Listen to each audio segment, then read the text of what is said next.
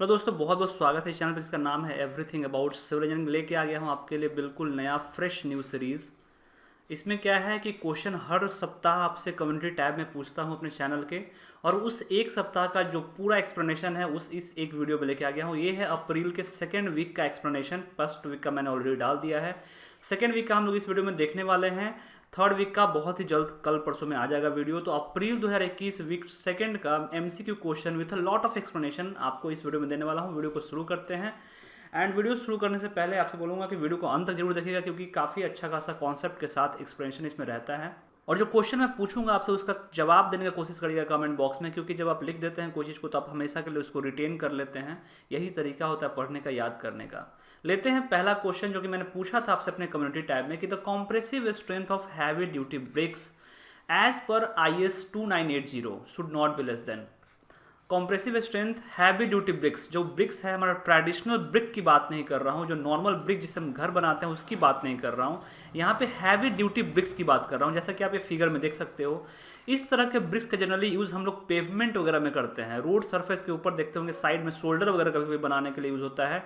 इस तरीके से ब्रिक्स जो है उसका एक तो एस्थेटिक व्यू काफ़ी अच्छा निकल के आता है, साथ में मेंटेनेंस भी कम होता है। रिपेयर वर्क में भी काफ़ी अच्छे से इसको रिमूव कर लेते हैं और आराम से रिपेयर कर दिया, फिर से वापस लगा दिया, तो हमारा जो बर्बादी है वो भी काफ़ी कम होता है। इस तरह के हैवी ड्यूटी ब्रिक्स जो है वो हमारा लगभग इसका स्ट्रेंथ जो होता है लगभग 440 kg पर सेंटीमीटर स्क्वायर के अंदर होता है, और सम टाइम ये 500 kg पर सेंटीमीटर स्क्वायर भी चला जाता है। तो आपको याद रखना है कि हैवी ड्यूटी ब्रिक्स का। और जो ट्रेडिशनल है रेड ब्रिक है, जिसमें फर्स्ट क्लास ब्रिक हो गया, सेकंड क्लास हो गया, थर्ड क्लास हो गया, उसकी बात नहीं कर रहा हूँ। यहाँ पे हैवी ड्यूटी ब्रिक्स की बात कर रहे हैं। AAC ब्लॉक भी आजकल एक नया टाइप का ब्रिक आ गया है, उस पर भी मैं वीडियो बहुत जल्द लेके आने वाला हूँ। कमेंट जरूर करिएगा अगर आपको चाहिए तो। अगला क्वेश्चन मैंने पूछा था, काफ़ी इंटरेस्टिंग क्वेश्चन था। फेरो कॉन्क्रीट, जो कि एक नया बिल्कुल न्यू इनोवेशन है। Ferro concrete is another name given to. अब ये भाई फेरो कॉन्क्रीट होता क्या है, पहले बात को ये समझिए। फेरो कॉन्क्रीट क्या होता है? नॉर्मल जो RCC है उसी का थोड़ा सा इंप्रूवमेंट वर्जन है। RCC में क्या करते हैं, जो हमारा रिइंफोर्स्ड सीमेंट कॉन्क्रीट होता है उसमें हम लोग सीमेंट का सरिया यानी कि TMT बार हो गया, माइल्ड स्टील बार हो गया, जो भी हमारे steel bars different different dia का यूज़ करते हैं, यहाँ पे उसको रिप्लेस कर दिया जाता है इस तरह के मेश से। मेश यानी कि जाली, और सम टाइम फाइबर का जाली भी होता है, सम टाइम उसको भी यूज़ करते हैं। तो मेश का यूज़ करते हैं। आप देख सकते हो कि ये कंक्रीटिंग इस तरीके से होता है, मेश वगैरह यूज़ होता है। तो इससे हमारा एक वाटर प्रूफ स्ट्रक्चर मिल जाता है। वाटर प्रूफ स्ट्रक्चर मिल जाता है, क्रैक्स वगैरह बहुत कम देखने के लिए मिलता है इसमें। तो ये एक टाइप है रिइंफोर्स्ड सीमेंट कंक्रीट का ही, क्योंकि इसमें रिइंफोर्समेंट है वो मेश के फॉर्म में है, but it is a type of reinforced cement concrete. तो यहाँ पे जो करेक्ट आंसर हो जाएगा रिइंफोर्स्ड सीमेंट कंक्रीट। मैक्सिमम बच्चों ने इसका आंसर सही दिया है। थोड़ा सा एक्सप्लेनेशन देख लेते हैं कि ferro cement is a durable waterproof no repair cracks resistance material. कोई रिपेयर नहीं करना पड़ता। At the same time ferro cement is better earthquake resistance and wind resistance and resistance to all the disasters, and it give a quantity of cement and giving better performance, thus environment friendly भी होता है काफ़ी, क्योंकि हम sometimes जो है इसमें हम लोग फाइबर वगैरह का भी यूज़ करते हैं, बहुत सारा अलग अलग मटेरियल है उसका हम लोग यूज़ करते हैं। तो इस चीज़ को काफ़ी इंटरेस्टिंग बन जाता है। नेक्स्ट क्वेश्चन जो मैंने पूछा था कि reinforced cement concrete is equally strong is. Reinforced cement concrete, फिर से ये क्वेश्चन RCC पे मैंने पूछा था। अब जो नॉर्मल है प्लेन सीमेंट कंक्रीट का अगर कुछ आप बनाते हैं तो आपको तो पता होगा कि that is very good in compression. वो हमारा कॉम्प्रेशन में काफ़ी अच्छा होता है, बट टेंशन में जो है, टेंशन में हमारा फेल कर जाता है, टेंशन में हमारा स्ट्रॉन्ग नहीं होता है।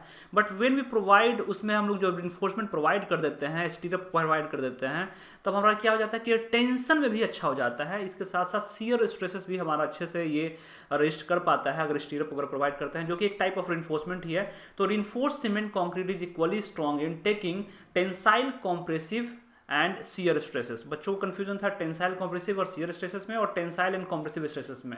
बहुत सारे बच्चे ने ए आंसर भी चूज किया था, बट इसका मोस्ट जो ज़्यादा सही आंसर होगा वो होगा tensile compressive as well as shear stresses. हम लोग अच्छे से रजिस्टर कर पाता है जो हमारा RCC होता है।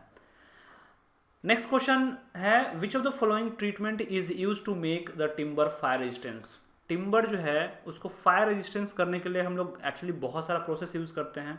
यहाँ पे जो सबसे बेस्ट फेवरेबल आंसर होगा वो होगा एबल प्रोसेस। ये सर एबल प्रोसेस भी बोलते हैं। एबल नाम का एक इंजीनियर था बंदा, इसने एक ऐसा केमिकल सॉल्यूशन बनाया जिसमें उसने 3 चीज़ का यूज़ किया था। तीनों चीज़ आपको याद रखना पड़ेगा, क्योंकि अगर आपको ये क्वेश्चन बार बार पूछा जाता है घुमा फिरा के।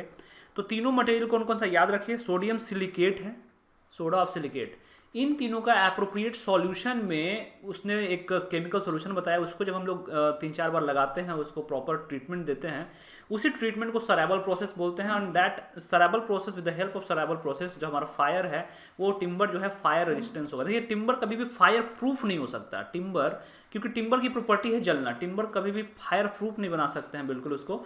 It can be made fire resistance. आजकल के जो ईयरपॉड्स आते हैं, जो भी मोबाइल आता है, वो कभी भी देखिएगा फायर वाटर प्रूफ नहीं लिखा जाता है, that is known as water resistance. हमेशा हम उसका आईपीएस देखते होंगे कि IP7 ग्रेडिंग है, या फिर बहुत सारे टाइप का ग्रेडिंग आता है, IP67 भी आ गया है, नया टाइप का है। कितने घंटे के लिए पानी में डिजोल्व करेंगे कि वो सही रहेगा, कितने घंटे उसको डस्ट प्रूफ है, कितने घंटे हमारा वाटर बाहर अगर बारिश में भींगे तो रेजिस्टेंस है। तो ये सब डिफरेंट टाइप्स ऑफ रेटिंग है जो कि आपको अलग अलग मोबाइल और जो ईयरपॉड्स आजकल आ गए हैं उसमें मिलता है आपको। तो ये कॉन्सेप्ट है रेजिस्टेंस का और प्रूफिंग का, इस वर्ड को आप समझिएगा। लेते हैं next question, which of the following compound of Portland cement reacts immediately with water and set yearly. Portland cement में जब हम लोग पानी मिलाते हैं, या फिर कोई भी इनफैक्ट कोई भी सीमेंट में जब हम लोग वाटर ऐड करते हैं, तो एक प्रोसेस शुरू होता है जिसको बोलते हैं हाइड्रेशन प्रोसेस होता है, केमिकल रिएक्शन होता है जिसमें हमारा हीट लिबरेट होता है, हीट जो है वो लिबरेट होता है, तो हीट ऑफ हाइड्रेशन उसको बोला जाता है। अब ये बताइए कि जब आपको पता होगा कि सीमेंट में जब पानी मिलाते हैं तो हाइड्रेशन प्रोसेस शुरू होता है, उससे 3-4 जो हमारा कॉम्प्लेक्स कंपाउंड बन के आता है जिसको हम लोग बोक्स कंपाउंड बोलते हैं, सबको पता होगा। अब ये जो सबसे क्वेश्चन यहाँ पूछा जा रहा है कि कौन सा उसमें से कंपाउंड, जो बोक्स कंपाउंड के अंदर 4 कंपाउंड होते हैं, उसमें से सबसे पहले कौन सा रिएक्ट करता है और सेट होता है।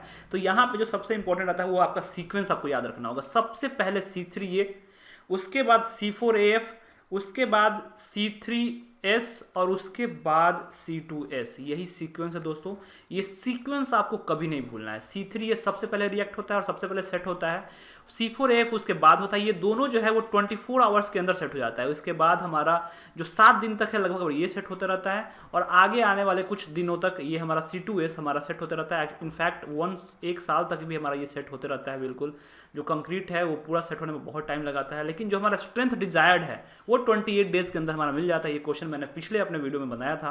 तो C3A यहाँ जो होगा ट्राई कैल्शियम एल्यूमिनेट, जो इसका करेक्ट आंसर हो जाएगा ट्राई कैल्शियम एल्यूमिनेट। ये सीक्वेंस आपको याद रखना है। नेक्स्ट क्वेश्चन लेते हैं, in the concrete mix with proportion of its ingredient 1:3:6। एक कंक्रीट मिक्स है जिसका प्रोपोर्शन दिया हुआ है 1:3:6, and the actual quantity of sand per unit volume of cement. Per unit volume of cement, देखिए per unit volume of cement जब भी समझिएगा तो आप समझिए कि 50 kg की यहाँ पे बात हो रहा है, क्योंकि 1 यूनिट हम लोग उसी को लेते हैं, या फिर जो भी है। If bulking of sand is 15%, यहाँ पे ट्रिक घुमाया क्वेश्चन को इस तरह से है कि बल्किंग ऑफ सैंड दिया हुआ 15%।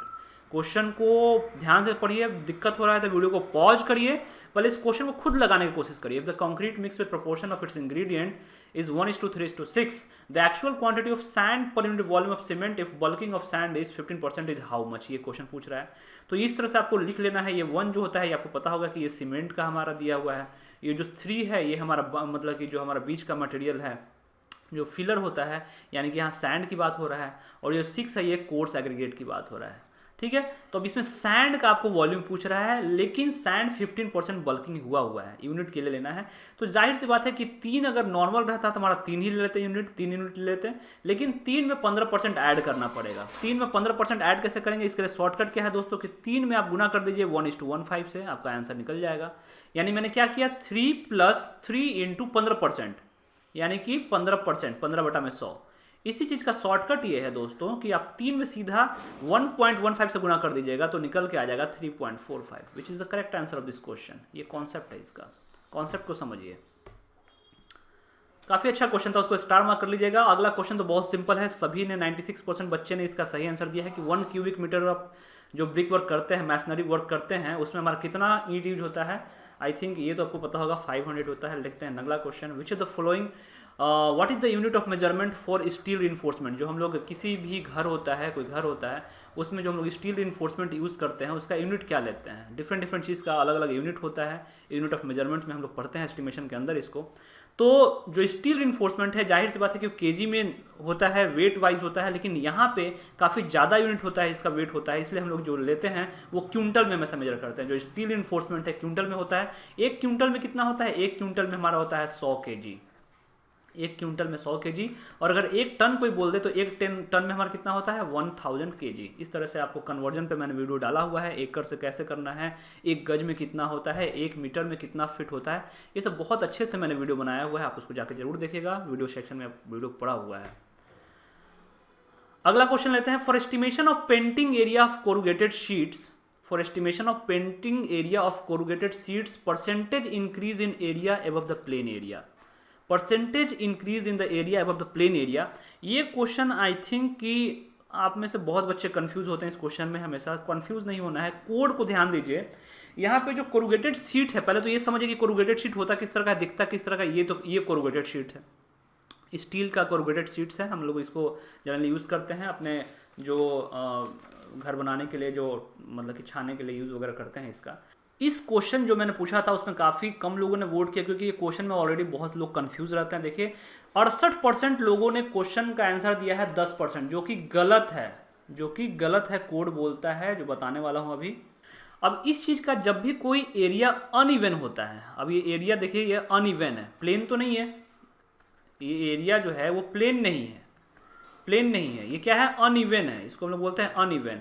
तो अनइवन एरिया में जब पेंटिंग होगा तो उसका हम लोगों को इंक्रीज करना पड़ेगा, कुछ मल्टीप्लिकेशन फैक्टर से इसको गुना करना पड़ेगा, जो कि कहाँ से मिलता है ये फैक्टर, अपने मन से हम लोग नहीं निकालते, अपने मन से याद नहीं रखते हैं, ये सारा का सारा इंडियन स्टैंडर्ड IS 1200 के अंदर हमारा दिया हुआ है। IS 1200 कोड पार्ट 15 1917 का ये कोड है, जो कि आप ये कोड मैंने अपने टेलीग्राम ग्रुप पे डाला हुआ है, नीचे टेलीग्राम ग्रुप का लिंक भी दिया हुआ है, आप उसको जाके ज्वाइन कर लीजिए, वहाँ पे ये कोड आपको मिल जाएगा।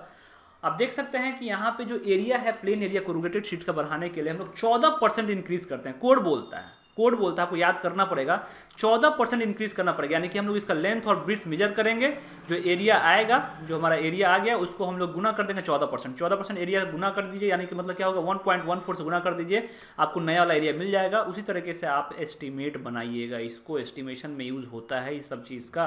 जब आप काम करोगे, जब आप जॉब करोगे, जब आपको मेजरमेंट करना होगा तो आप इस तरह से, जब कोई अनइवन एरिया होगा तो आपको इस तरह से करना होगा।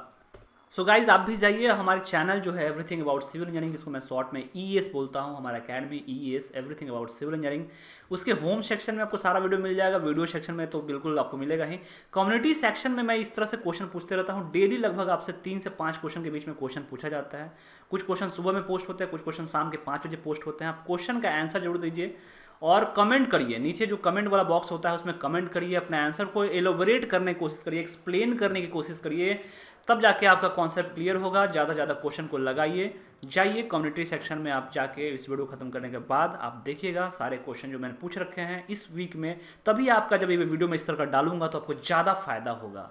और हाँ, वीडियो अगर पसंद आया है तो वीडियो पे लाइक जरूर करिए, अगर यहाँ तक आप वीडियो देखें तो वीडियो लाइक जरूर करिए, क्योंकि आपको वीडियो अच्छा लग रहा है तभी आप यहाँ तक वॉच किए हो, लाइक जरूर करिए। और इस चैनल को सब्सक्राइब नहीं किए तो सब्सक्राइब जरूर कर लीजिए, नीचे बेल आइकन भी दबा दीजिएगा, ताकि अगला जब ये मैं थर्ड पार्टी का डालूँ तो आपसे मिस नहीं हो। लेते हैं अपना अगला question, which one of the following statement includes the principle of surveying. Principle of surveying क्या होता है ये तो हमारा पता होगा, कोई भी हमारा एरिया है तो सर्वेइंग का जो प्रिंसिपल बोलता है working from whole to part, working from whole to part. इसका मैक्सिमम लोगों ने सही आंसर दिया है, तो हम लोग पहले बड़ा एरिया कर लेते हैं, उसके बाद हम लोग पार्ट का इसका करते हैं, ताकि हमारा जो एरर है वो हमारा रिड्यूस हो जाए, एक्यूरेसी हमारा इंक्रीज कर जाए। अगला क्वेश्चन भी सर्वेइंग पे मैंने पूछा था, number of links in 20 metre metric chain, 20 metre metric chain में कितना लिंक होता है। अब मीट्रिक चेन जो चेन है बहुत तरह का होता है, मेनली 4 टाइप का हम लोग चेन यूज करते हैं, मेट्रिक चेन हो गया, गंटर्स चेन हो गया, इंजीनियर्स चेन हो गया और रेवेन्यू चेन हो गया। मेट्रिक चेन 2 साइज में अवेलेबल है, 20 मीटर वाला और 30 मीटर वाला। 20 मीटर वाला में 1 मीटर में 5 लिंक होता है, 1 मीटर में 5 लिंक होता है, तो टोटल हमारा लिंक हो जाएगा 100। और 30 मीटर वाला में हमारा 30 × 150, यानी कि 150 हमारा चेन होता है। इस तरह से आप देखिएगा। गंटर्स चेन लेंथ हमारा 66 फीट का होता है, जिसको 22 यार्ड बोलते हैं। नंबर ऑफ लिंक्स इसमें 100 लिंक होता है गंटर्स चेन में, याद रखना है। ईच लिंक 0.66 फीट का होता है, 0.66 फीट का होता है। वहीं पे इंजीनियर्स चेन की बात करें तो लेंथ हमारा 100 फीट और हर एक जो लिंक है वो 1 फीट का होता है। नंबर ऑफ लिंक 100 होगा इसमें। रेवेन्यू चेन में 33 फीट, नंबर ऑफ लिंक 16, ये आपको तो याद ही रखना है, सर्वे का मोस्ट बेसिक क्वेश्चन है। और अगला क्वेश्चन लेते हैं, which of the following is the most common alternative of cement in concrete. Which of the following is most common alternative to cement in concrete. ये क्वेश्चन तो हिस्ट्री से भी related है कि जब सीमेंट का आविष्कार नहीं हुआ था, when cement was not invented, what was what is the material which we use. तो हम लोग जनरली उस समय लाइम का यूज़ किया करते थे। अभी भी अगर सीमेंट अगर नहीं यूज़ करना है तो आपको लाइम का यूज़ करना पड़ेगा। और अभी भी एग्जैक्टली मैं बताऊँ तो जो पुराने मोनूमेंट्स है, जैसे ताजमहल हो गया, फिर पुराने कोई भी मोनूमेंट्स है जहाँ पे हमारा रिपेयर वर्क की बात आती है, तो वहाँ पर भी हम लोग अभी भी लाइम का यूज़ करते हैं। लाइम का इनफैक्ट यूज़ किया जाता है अभी भी। तो कॉमन अल्टरनेटिव, जो मोस्ट कॉमन अल्टरनेटिव है वो सीमेंट का है, वो लाइम है। बाकी जो फ्लाई एश है, स्लैग है, ये सब तो हमारा एडमिक्सचर है जो हम लोग सीमेंट में यूज़ करते हैं, कॉन्क्रीट वगैरह में यूज़ करते हैं। कुछ परसेंटेज लिमिटेड होता है इसका। तो ये चीज़ हो गया। अगला क्वेश्चन कंक्रीट पे है, what is added to make white concrete. White concrete आपको बनाना है, देख सकते हो कितना प्यारा सा ये स्टेयर हमारा बनाया हुआ है, राइजर थर्ड है, आपको ये सब पता होगा। तो ये स्टेयर वाइट अगर आपको बनाना है, कंक्रीट ही वाइट करना, पेंट नहीं करना, आपको कंक्रीट ही वाइट चाहिए, तब हम लोग क्या करोगे। तो एक कंपाउंड होता है, केमिकल कंपाउंड होता है जिसको बोलते हैं मेटाकोलिन। ये मेटाकोलिन जो होता है वो लगभग वाइट पाउडर में इस तरह से अवेलेबल होता है, आप दिखा सकते हैं कि देख रहे हैं। मेटाकोलिन हम लोग ऐड करते हैं तो हमारा कंक्रीट जो है वो वाइट हो जाता है। सो ये मेटाकोलिन, आपको ये नाम याद रखना है। Metakaolin is added to make white concrete. लेते हैं अपना आज का आखिरी क्वेश्चन सेकेंड वीक का, which process comes after batching. Which process comes after batching in manufacture process of concrete. जो हम लोग कंक्रीट मैन्युफैक्चर करते हैं तो वहाँ पे कौन सा प्रोसेस आएगा आफ्टर बैचिंग। तो इस चीज़ को समझिए कि सबसे पहले बैचिंग हुआ, यानी कि सबसे पहले कंक्रीट बनाने का जो प्रोसेस होता है उसमें बैचिंग ही होता है। बैचिंग के बाद हमारा क्या होता है कि मिक्सिंग होता है। बैचिंग कर लिया, उसके बाद मिक्सिंग करते हैं।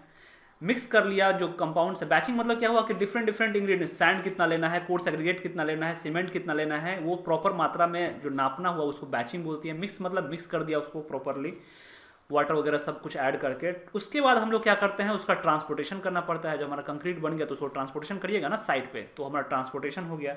ट्रांसपोर्टेशन के बाद क्या करेंगे, जहाँ पे फॉर्मवर्क वगैरह बनाया हुआ है, जहाँ पे कंक्रीट का एक्चुअल यूज है, वहाँ पे हम लोग उसको प्लेस करेंगे।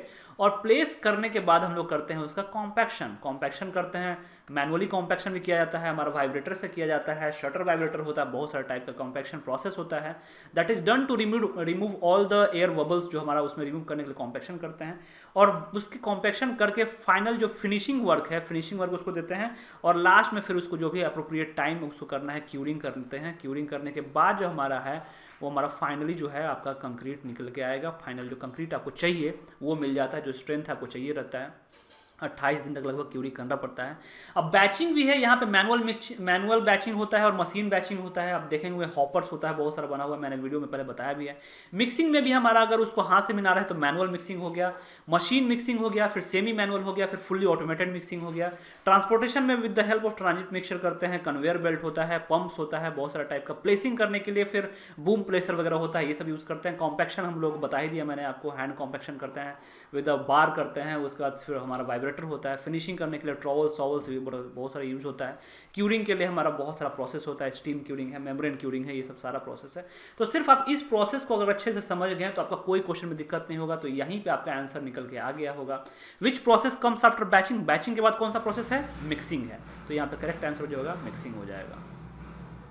सो इस वीडियो में 2 बोनस क्वेश्चन भी आपके लिए मैंने ऐड किया है और साथ में एक क्वेश्चन आपके लिए ऐड किया हुआ है, वो देखिए लास्ट में बस 30 सेकंड और। स्टीम क्यूरिंग हम लोग यूज़ करते हैं किसके लिए, steam curing of concrete is adopted for, ये क्वेश्चन है, बोनस क्वेश्चन है।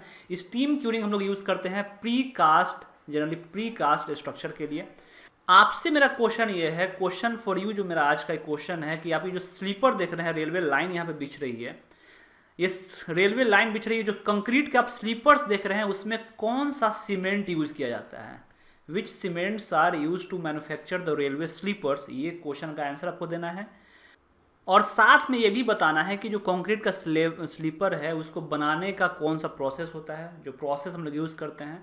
सीमेंट स्लीपर, ये जो कंक्रीट का स्लीपर है, इसके बारे में जितना कुछ भी जानते हैं वो कमेंट सेक्शन में आप लिख दीजिए। मैं देखना चाहूँगा कि आपका नॉलेज किस लेवल पे है, कितनी तैयारी है आपकी। तो जो कंक्रीट का स्लीपर्स हम लोग यूज़ करते हैं उसके बारे में पूरा डिटेल लिखिए, साथ ही जो क्वेश्चन पूछा है मैंने उसका जरूर बताइएगा। लास्ट क्वेश्चन है bonus question, in A small work concrete is transported using, जो हमारा स्मॉल वर्क होता है उसमें कंक्रीट को हम लोग ट्रांसपोर्ट करते हैं। ट्रांसपोर्ट मैंने बताया आपको बहुत सारा टाइप का होता है, ट्रांसपोर्टेशन के लिए हम लोग ट्रांजिट मिक्सर ट्रक हो गया, बहुत सारा टाइप का यूज़ करते हैं। लेकिन जो स्मॉल वर्क है वहाँ पे हम लोग जनरली पैन्स का यूज़ करते हैं। पैन्स हमारा जो देखते होंगे वो पैन का यूज करके हम लोग कंक्रीट को ट्रांसपोर्टेशन करते हैं। सो द करेक्ट आंसर जो हो जाएगा इसका हो जाएगा सी, पैन्स। So guys thanks for watching this video. अगर आपको इसका PDF चाहिए तो आप मुझे मैसेज कर सकते हैं। मेरा नंबर है 9034114389। चैनल को सब्सक्राइब करिए, इसका स्क्रीनशॉट लीजिए, मुझे भेज दीजिए, मैं आपको PDF सेंड कर दूंगा। एंड सपोर्ट बनाए रखिए। अपना टेलीग्राम ग्रुप जो भी है इसका जो ज्वाइन जरूर कर लीजिए, सारा लिंक नीचे डिस्क्रिप्शन में दिया हुआ है। व्हाट्सएप ग्रुप को भी ज्वाइन कर लीजिए। चैनल को सब्सक्राइब कर लीजिए। वीडियो अच्छा लगा तो वीडियो को लाइक जरूर करिए। जो क्वेश्चन मैंने पूछे हैं उसका कमेंट जरूर करिएगा। मिलते हैं आपसे अगले वीडियो में, तब तक के लिए जय हिंद, जय भारत। बस अपना ख्याल रखिए, बी हेल्दी, बी फिट।